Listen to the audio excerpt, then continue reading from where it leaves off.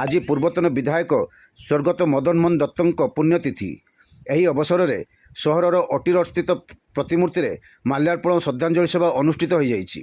ସକାଳ 8ଟା ସମୟରେ ମଙ୍ଗୁଭାଇ ସ୍ମୃତି କମିଟି ପକ୍ଷରୁ ଆୟୋଜିତ ଏହି କାର୍ଯ୍ୟକ୍ରମରେ ମୁଖ୍ୟ ଅତିଥି ଭାବେ ଓଡ଼ିଆ ସିନେ ତାରକା ତଥା ଦିଗପହଣ୍ଡି ବିଧାୟକ ସିଦ୍ଧାନ୍ତ ମହାପାତ୍ର ଯୋଗଦେଇ ପ୍ରତିମୂର୍ତ୍ତିରେ ମାଲ୍ୟାର୍ପଣ କରି ଶ୍ରଦ୍ଧାଞ୍ଜଳି ଅର୍ପଣ କରିବା ସହିତ ସ୍ମୃତିଚାରଣ କରିଥିଲେ।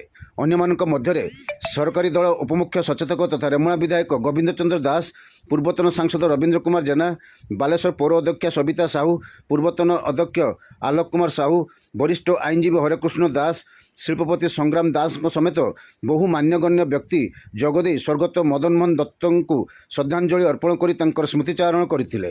ଏହି କାର୍ଯ୍ୟକ୍ରମକୁ ସ୍ମୃତି କମିଟିର ସଭାପତି ଅଞ୍ଜଳି ପଣ୍ଡା ସଭାପତିତ୍ୱ କରିଥିବା ବେଳେ ତାଙ୍କର ସୁପୁତ୍ର ତଥା ସଦର ବିଧାୟକ ମାନସ ଦତ୍ତ ପରିଚାଳନା କରିଥିଲେ। ତତ୍କାଳୀନ ସାଂସଦକୁ ବିରୋଧ କରିବାକୁ ତେଣୁ ଇଏ ସମସ୍ତେ କରିପାରିବେ। ମୋ ରାଜନୈତିକ ଜୀବନ 30-32 ବର୍ଷ ରାଜନୈତିକ ଜୀବନ ଭିତରେ ମୁଁ ଡକ୍ଟର କାର୍ତ୍ତିକେଶ୍ୱର ପାତ୍ରକୁ ଦେଖିଛି ଯେ ସାଲିସ ବିହୀନ ରାଜନୀତି କରନ୍ତି ଏବଂ ମୁଁ ତାଙ୍କୁ ଦେଖିଛି। ଆଉ ପ୍ରାୟ ବାଲେଶ୍ୱର ଜିଲ୍ଲାରେ ସେଭଳି ଜଣେ ସାଲିସ ବିହୀନ ଦୁର୍ଦ୍ଦଶ ରାଜନେତାକୁ ଶ୍ରଦ୍ଧାଞ୍ଜଳି ଦେବା ପରିବର୍ତ୍ତେ ମୁଁ ସାଲ୍ୟୁଟ୍ କରୁଛି। ନମସ୍କାର, ଜୟ ହିନ୍ଦ। କରିବେ ସିଏ ଥିଲେ ମଙ୍ଗୁଭାଇ। ଏ ଦଳକୁ ତିଆରି କରିବା ଯେତେବେଳେ କିଛି ଲୋକ ନାଁ ନେବାଟା ଠିକ୍ ହେବ ନାହିଁ।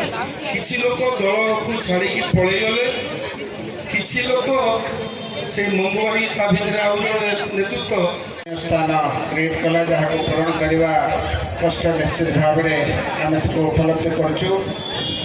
ଆଜି ତାଙ୍କର ସୁଯୋଗ୍ୟ ପୁତ୍ର ମାନ୍ୟବର ବିଧାୟକ ଶ୍ରୀଯୁକ୍ତ ମାନସ କୁମାର ଦତ୍ତ ମହୋଦୟ ତାଙ୍କର ଯେଉଁ କାମ ହିଁ ସଂଘର୍ଷ କରୁଥିଲେ। ଯେଉଁଭଳି କହୁଥିଲେ ଆପଣ ଯଦି ରାତି 2ଟା ବେଳେ ଆମେ ଦେଖିଛୁ